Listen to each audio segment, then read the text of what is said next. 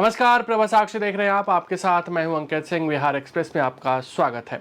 रविवार को बिहार की राजनीति में एक दिलचस्प मोड़ देखने को मिला जब तेजस्वी यादव और पप्पू यादव एक मंच पर दिखाई दिए। हालांकि एक साथ वो दिखाई नहीं दिए थे, लेकिन एक मंच पर ज़रूर पहुंचे थे। वो मंच था वक्फ के खिलाफ विरोध प्रदर्शन का। पटना के गांधी मैदान में देश के अलग अलग हिस्सों से आए ज़्यादातर मुस्लिम लोगों ने वक्फ के खिलाफ विरोध प्रदर्शन किया। ये विरोध प्रदर्शन इसलिए भी मायने रखता है क्योंकि बिहार में अब से कुछ महीनों बाद चुनाव है और इसी कारण बिहार में वक्फ को लेकर सियासत तेज होती दिखाई दे रही है। हालांकि जब तेजस्वी यादव मंच पर पहुंचे तब तक मंच से पप्पू यादव जा चुके थे, लेकिन कहीं ना कहीं इस मंच के जरिए विपक्ष की ओर से अपनी एकता दिखाने की कोशिश की गई है और साथ ही साथ मुस्लिम मतदाताओं को भी एक तरीके से साधने की कोशिश हुई है। इस दौरान तेजस्वी यादव तो थे ही, साथ ही साथ अगर देखा जाए तो पप्पू यादव पहले ही पहुंच गए थे। इमरान प्रताप गढ़ी भी पहुंचे थे, जो कि एक तरीके से कांग्रेस के बड़े मुस्लिम चेहरे हैं। इस दौरान इमरान प्रताप गढ़ी ने राहुल गांधी और मल्लिकार्जुन खड़गे का संदेश पढ़ा और साफ तौर पे कहा कि वो मुसलमानों के साथ है। लेकिन इसी दौरान तेजस्वी यादव ने जो वक्तव्य दिया, उसके बाद उनकी चर्चा तेज हो गई है। बीजेपी उन पर पलटवार कर रही है। सबसे पहले बताते हैं कि तेजस्वी यादव ने क्या कुछ कहा। तेजस्वी यादव ने रविवार को दावा किया कि बिहार में सत्तारूढ़ राष्ट्रीय जनतांत्रिक गठबंधन सत्ता से बाहर होने वाला है और महागठबंधन की सरकार बनने पर केंद्र सरकार द्वारा लाए गए वक्फ अधिनियम को कूड़ेदान में फेंक दिया जाएगा। तेजस्वी ने ऐतिहासिक गांधी मैदान में आयोजित वक्फ बचाओ संविधान बचाओ रैली को संबोधित किया, जहां विभिन्न राजनीतिक दलों के नेता विरोध स्वरूप काली पट्टियां बांधकर पहुंचे थे। राज्य विधानसभा विपक्ष के नेता तेजस्वी यादव ने कहा कि हमारे राजद के राष्ट्रीय अध्यक्ष लालू प्रसाद यादव ने स्पष्ट कर दिया है कि राजद इस कानून का पुरजोर विरोध करेगा। हमारे सांसदों ने संसद के दोनों सदनों में इसका विरोध किया। हमने इस कानून के खिलाफ अदालत का भी दरवाजा खटखटाया है। पूर्व उप मुख्यमंत्री यादव ने कहा कि मैं बिहार के अपने मुस्लिम भाइयों से भी कहूंगा कि वे याद रखें कि एनडीए सरकार जाने वाली है। नवंबर में राज्य में एक नई गरीब समर्थक सरकार बनेगी और वह वक्फ अधिनियम को कूड़ेदान में डाल देगी।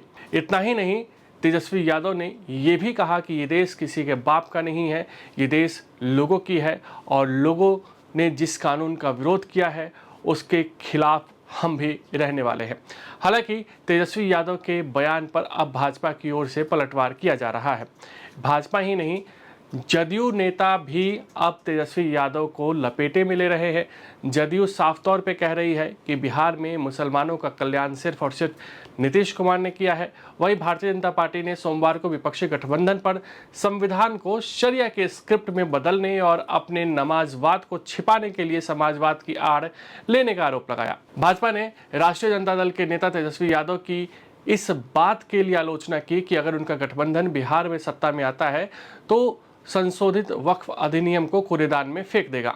भाजपा के राष्ट्रीय प्रवक्ता सुधांशु त्रिवेदी ने कहा कि बिहार में राजद, कांग्रेस, वामपंथी दलों के इंडिया गठबंधन ने संविधान के प्रति अपने सम्मान की कमी को दर्शाया है, क्योंकि यह अधिनियम संसद द्वारा पारित किया गया था और उच्चतम न्यायालय में विचाराधीन है। उन्होंने संवाददाताओं से कहा कि विपक्षी गठबंधन वोट बैंक की राजनीति से प्रेरित है। त्रिवेदी ने आरोप लगाया कि इंडिया गठबंधन पिछले दरवाजे से शरिया प्रावधानों को लागू करना चाहता है। सुनिए भाजपा ने कैसे खास करके तेजस्वी यादव को लपेटे में लिया है। जेडीयू नेता भी तेजस्वी यादव के बयान की आलोचना कर रहे हैं। भारतीय जनता पार्टी और एनडीए गठबंधन इस बात के लिए कृत संकल्पित है कि हम बाबा साहब अंबेडकर के संविधान को, उसके किसी भी प्रावधान को कोई कूड़ेदान में फेंकना चाहेगा तो हम उसे नहीं होने देंगे। और मैं यह भी स्पष्ट करना चाहता हूं, जो बात पहले भी कही जा चुकी है, वक्फ बोर्ड के जिन प्रावधानों के विरुद्ध इंडी गठबंधन के नेता बार बार बोल रहे हैं, क्या वो प्रावधान सऊदी अरब में लागू है जो इस्लाम की जन्मस्थली है? नहीं। क्या इंडोनेशिया में लागू है जो सबसे बड़ा मुस्लिम देश है? नहीं। क्या टर्की में लागू है जो खलीफत की सीट रही है? नहीं। क्या वो पाकिस्तान और बांग्लादेश में लागू है? नहीं। जो आईएसआईएस की भूमि है, सीरिया और इराक के हिस्से वहां पे लागू है? नहीं।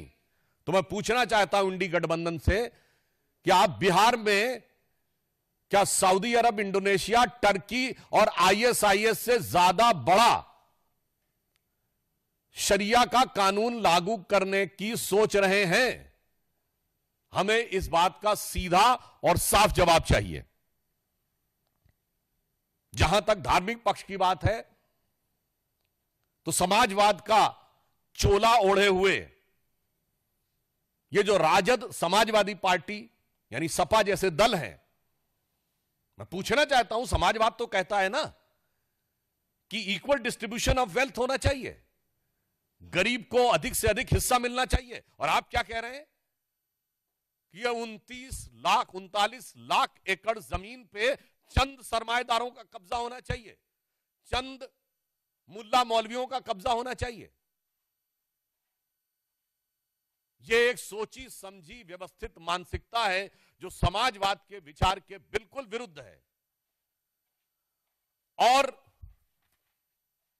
इसके अतिरिक्त सिर्फ इतना ही नहीं है, इनका विचार संविधान को किस सीमा तक तार तार करने का है। ये लोग गरीब और मजलूम मुस्लिम के हक के साथ नहीं खड़े हैं, जिसके साथ समाजवाद को खड़ा होना चाहिए। ये चंद मुट्ठी भर सरमाएदारों के हक के साथ खड़े हैं, जो कि मजहब का नाम लेकर उनका शोषण करना चाहते हैं।